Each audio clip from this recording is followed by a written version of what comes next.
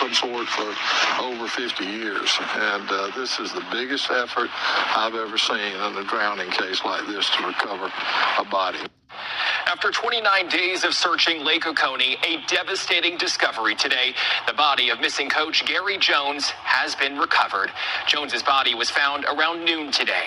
Jones and his fiancée Joycelyn Wilson vanished during a boating trip on February 8th. Wilson was found the next day and has already been laid to rest. Good evening, and thank you for joining us for Fox 5 News at 10. I'm Tyler Fingert. The search for Jones's body brought together volunteers from multiple states and relied on sonar, dogs, and drones. It all led to today's discovery. Fox 5's Joy Dukes is in Putnam County with more on what comes next. Yeah, the sheriff here in Putnam County confirmed that Jones's body was pulled from the waters of Lake Oconee Sunday afternoon, less than 100 yards away from where his fiance's body was found.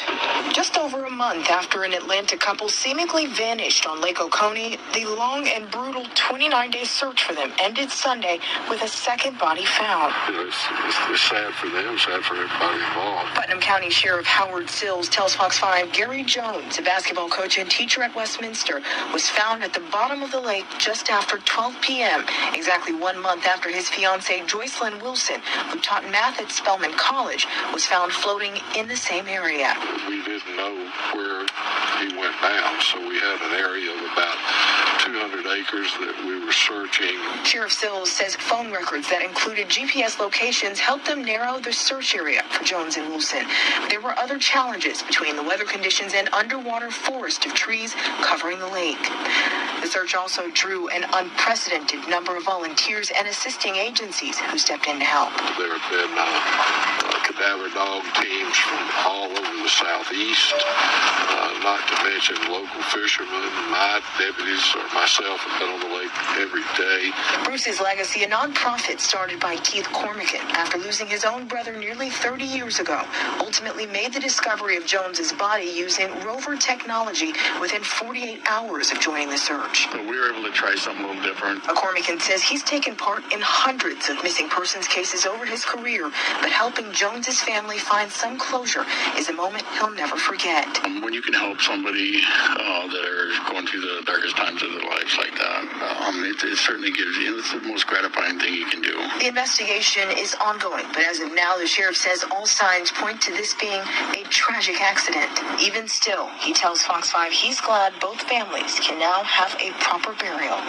Aunt Jones's body has been taken to the GBI crime lab for an autopsy. The cause of death for both Jones and Wilson are under investigation. Welcome back to Crime Time Podcast. Sad, tragic tale there. Two lovers, a husband and wife, two educators, good people. Also, the gentleman was also a basketball coach. You see people describe him as a man of God, just trying to do good in this world, give back by teaching, by leading.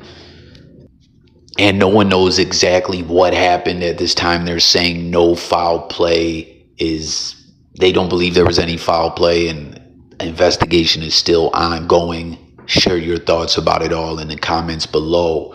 But in the wake of this, as we wait for updates, as it's being basically looked at as just a tragic accident at the moment, someone or a group of individuals that were big in the true crime world in the internet and have kind of faded away off into the abyss kind of came to mind for me. I actually had to check into what happened to them. We're talking about Adventures with Purpose.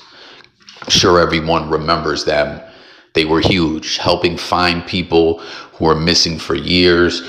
In some instances, law enforcement had looked and gave up, and no results, and Adventures with Purpose comes along and finds people and gives families and loved ones closure and all that. And then the sick, twisted news came out that one of them bastards was some kind of pedo or some kind of wicked weirdo. I can't recall exactly what it all was, but I remember it was huge news.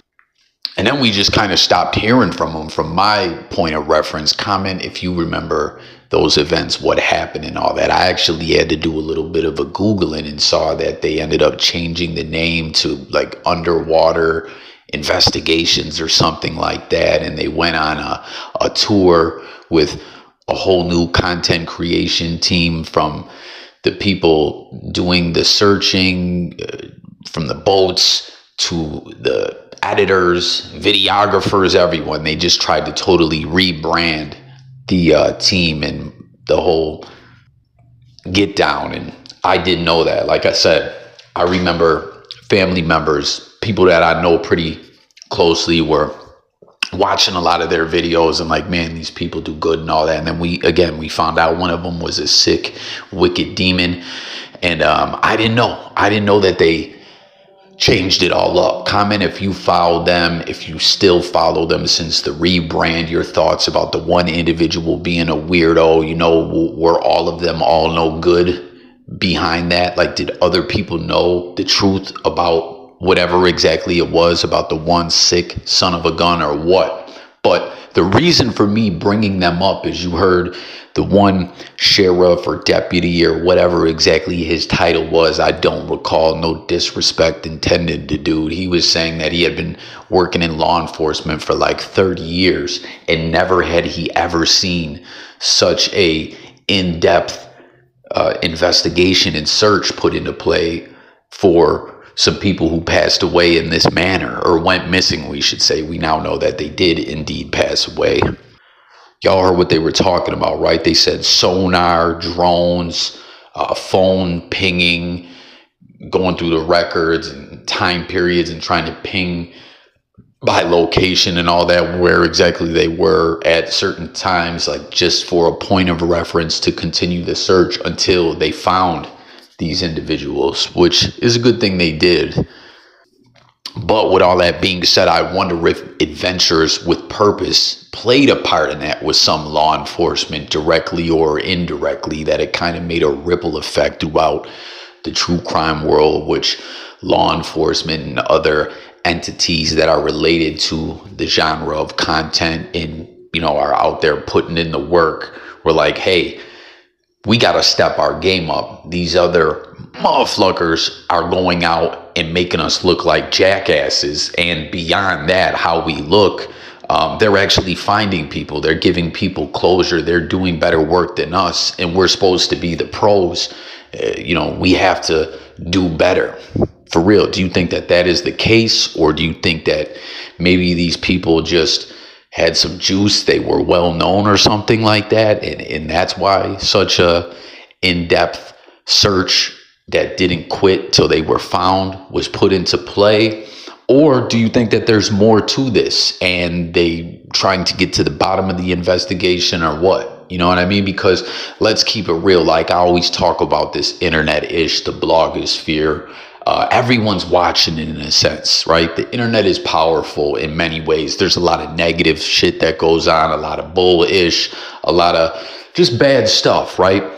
But there's the positive power of the internet. And what I mean by that is it can have an effect to make people pay for crimes that they've done at particular times. Or, you know, if enough people speak up, one example that I always use is the R. Kelly documentary, Surviving R. Kelly. Everyone was in such an uproar. I really believe that it was so overwhelming, the response, that it caused people to do a little more. And at the end of the day, more charges were brought. That one attorney, who he ended up catching a case in a whole nother instance, had, I don't know, tapped in with people and there was new evidence or what. Just in many ways, I feel like the internet can have a powerful effect on things, you know, like law enforcement agencies probably have been talking like, yo, this group just goes out there on their own and they put in this work and they're doing better than we have in many ways. And there's cases that have just been sitting idly cold for many, many years. And these people brought a sense of a relief for just knowing to families that have been just sitting dying inside forever. And at the end of the day, they still have pain that they're dealing with, but it just really helps a lot of people out. Like, real talk. I know, not someone directly, but I had a friend or an acquaintance, I guess we could say, who knew someone. A lot of people I knew actually knew the people who their family member was killed. No one ever exactly found out what happened. It was like, dude was shot. He was at a house that he wasn't even like living at. So there was people thinking it could possibly have been a mistaken identity type situation. But carrying on, at the end of the day, they never found out what happens. And it's been a cold case for many years. But the family would go down to the police like every week or 2 weeks trying to figure out, like, hey, do you have any answers? Are you even trying anymore? People die inside over this, and it's real stressful, and it's just sad and terrible. And, with these adventures with purpose individuals, again, I don't know the whole get down, but I truly want to hear everyone's thoughts about all this in the comment section. One of these motherfuckers was no good and foul. Again, I don't know if all of them knew, but that's like, fuck them for that. They're no good, but they did do some good work. And I really wonder if, this could be a situation as to why law enforcement searched and worked so hard on this case. So there you have it, man. Georgia teacher and his fiance, I think I said wife in the beginning, fiance, who was also an educator, just a loving couple, living life, loving life, living a glorious life, getting out there on the boat, and it seems a tragic accident happened.